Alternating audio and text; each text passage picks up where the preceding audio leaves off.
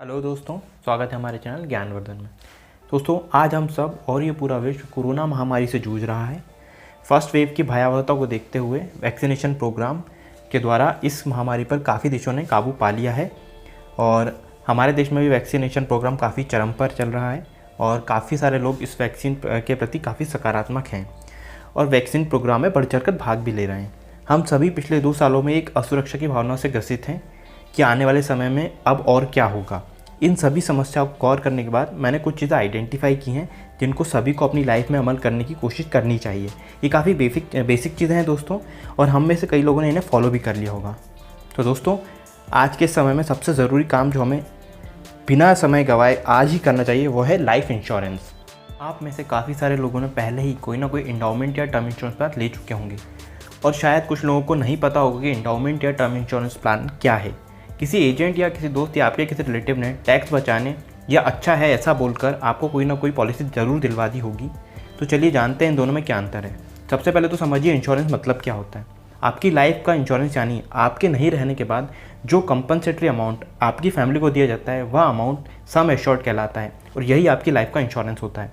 तो पहले बात करते हैं एंडाउमेंट प्लान के बारे में, जिसमें एक तय समय तक प्रीमियम्स के रूप में आपको कुछ अमाउंट मंथली, क्वार्टरली या एनुअली अपनी इंश्योरेंस कंपनी को देना होता है और 20 या 30 वर्षों बाद कुछ एक्स अमाउंट आपको तय शर्तों के अनुसार लौटा दिया जाता है।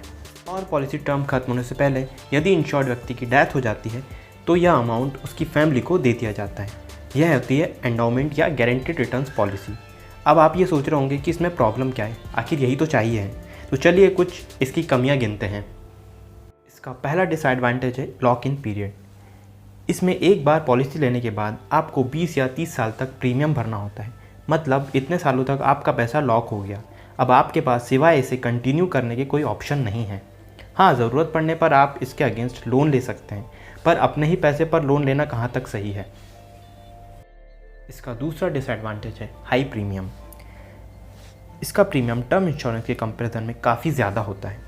प्रीमियम के रेशो के हिसाब से सम एश्योर्ड काफ़ी कम होता है, जैसे 10 लाख या 20 लाख जो भी रिक्वायरमेंट के हिसाब से एक अर्निंग मेंबर के जाने के बाद फैमिली के लिए बहुत कम अमाउंट है। तो चलिए टर्म इंश्योरेंस पर बात करते हैं। जिन लोगों को लाइफ इंश्योरेंस एक इन्वेस्टमेंट प्लान की तरह लगता है उनको टर्म इंश्योरेंस के बारे में जानकर थोड़ा सा दुख होगा कि इसमें कोई भी अमाउंट रिटर्न नहीं होता है। हाँ, पर कुछ ऑप्शन जैसे रिटर्न्स ऑफ प्रीमियम भी मार्केट में अवेलेबल हैं, पर इसमें प्रीमियम की राशि कुछ बढ़ जाती है जो आपकी जेब पर भारी पड़ सकती है। टर्म इंश्योरेंस में प्रीमियम सम एश्योर्ड के रेशो में बहुत ही कम होता है। जैसे अगर आप 30 साल की उम्र में टर्म इंश्योरेंस लेते हैं तो 1 करोड़ रुपए का प्रीमियम महज 5 से 6 हज़ार रुपये सालाना होता है, जो कि किसी एंडाउमेंट प्लान के कंपैरिजन में काफ़ी कम है और सम एश्योर्ड काफ़ी ज़्यादा है और आपकी अनुपस्थिति में आपके परिवार की ज़रूरतों के लिए काफ़ी उपयुक्त है। भारत सरकार द्वारा समर्थित प्रधानमंत्री जीवन ज्योति योजना, संक्षेप में PMJJY, जिसका प्रीमियम महज 330 रुपये सालाना है, एक प्रकार का सस्ता और अफोर्डेबल टर्म इंश्योरेंस ही है जिसका सम एश्योर्ड 2 लाख है, और ₹12 सालाना एक्सीडेंटल इंश्योरेंस जिसका नाम प्रधानमंत्री सुरक्षा बीमा योजना PMSBY है, जिसका उद्देश्य देशवासियों में सामाजिक सुरक्षा का विस्तार करना है। अगर आपने अभी तक कोई भी इंश्योरेंस प्लान नहीं लिया है तो आपको तुरंत ही अपने नियरेस्ट बैंक शाखा में जाकर इन दोनों योजनाओं का लाभ उठाना चाहिए। अब हम अपने दूसरे इंपॉर्टेंट काम के बारे में बात करते हैं। जो इन लोगों ने इंश्योरेंस प्लान ले लिया है अब उन्हें यह दूसरा काम भी तुरंत ही स्टार्ट कर देना चाहिए, जो है सेविंग्स यानी बचत।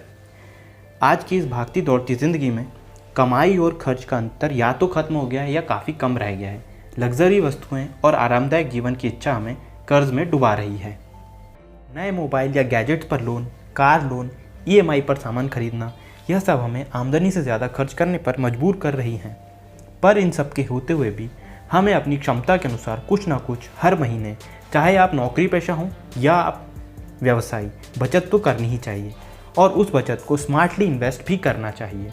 क्योंकि अगर आप सिर्फ सेविंग बैंक अकाउंट में अपना पैसा जमा रखेंगे तो सिर्फ 2 से 3% सालाना ही इंटरेस्ट आपको मिलेगा, और अगर आप आवर्ती जमा खाता यानी रिकरिंग डिपॉजिट, संक्षेप में RD खोलते हैं तो 5 से 6% सालाना आपको मिलता है, जबकि महंगाई की दर हर साल 6% होती है, यानी हर साल रुपए की वैल्यू 6% से गिर जाती है।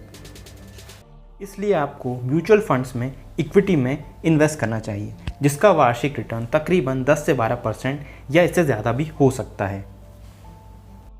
इसे ऐसे समझिए, अगर आप एंडाउमेंट प्लान ना लेकर टर्म इंश्योरेंस प्लान लेते हैं तो आपका जो पैसा सेव होता है उसको आप म्यूचुअल फंड में इन्वेस्ट कर सकते हैं और यह पैसा आप ज़रूरत पड़ने पर कभी भी विड्रॉ भी कर सकते हैं, परंतु एंडाउमेंट प्लान में ऐसा संभव नहीं होता है। अब तीसरा और बहुत ही ज़रूरी काम, आपको कुछ अमाउंट इमरजेंसी फ़ंड के रूप में भी रखना चाहिए। यह अमाउंट आपकी 6 महीने की ज़रूरतों का अमाउंट होता है, जिसे आप अलग अलग ड्यूरेशन की एफडी के रूप में जमा कर सकते हैं और ज़रूरत पड़ने पर आप इसे विड्रॉ करके इसका उपयोग कर सकते हैं। अब अगला इम्पॉर्टेंट काम है हेल्थ इंश्योरेंस। आपने अपनी गाड़ी का बीमा तो ज़रूर करवाया होगा, जो कि कंपलसरी भी है, पर आपने अगर अपना हेल्थ इंश्योरेंस अभी तक नहीं करवाया है तो ये बहुत ही सोचने की बात है। हमारी लाइफ ज़्यादा कीमती है या हमारे संसाधनों की? आज के समय में जिस प्रकार मेडिकल एक्सपेंसेस आसमान छू रहे हैं, कोविड-19 के ट्रीटमेंट के एक्सपेंसेस तो आपको पता ही होंगे। सभी को हेल्थ इंश्योरेंस की आवश्यकता है और इस पॉइंट को बिल्कुल भी नज़रअंदाज नहीं करना चाहिए। कम से कम अपनी फैमिली के लिए 5 लाख तक का हेल्थ इंश्योरेंस तो सभी को ले ही लेना चाहिए। पांचवा और सबसे इम्पॉर्टेंट काम, अगर आपने इन सभी इंस्ट्रूमेंट में इन्वेस्टमेंट किया हुआ है, टर्म इंश्योरेंस और हेल्थ इंश्योरेंस प्लान लिया हुआ है, तो इनको सॉफ्ट कॉपी और हार्ड कॉपी में स्टोर भी करना होगा। अगर इमरजेंसी में अगर इसके बारे में किसी को पता ही नहीं होगा तो फिर इन सब चीज़ों को करवाने का फ़ायदा ही क्या। और आपको इस बारे में अपने किसी फैमिली मेम्बर को ज़रूर बताना चाहिए। तो दोस्तों, आज की वीडियो में सिर्फ इतना ही। उम्मीद है आपको ये वीडियो पसंद आया होगा। हमारे चैनल को सब्सक्राइब करें और अपने फ्रेंड्स एंड फैमिली को शेयर करें। तो मिलते हैं फिर अगली वीडियो में, तब तक के लिए धन्यवाद।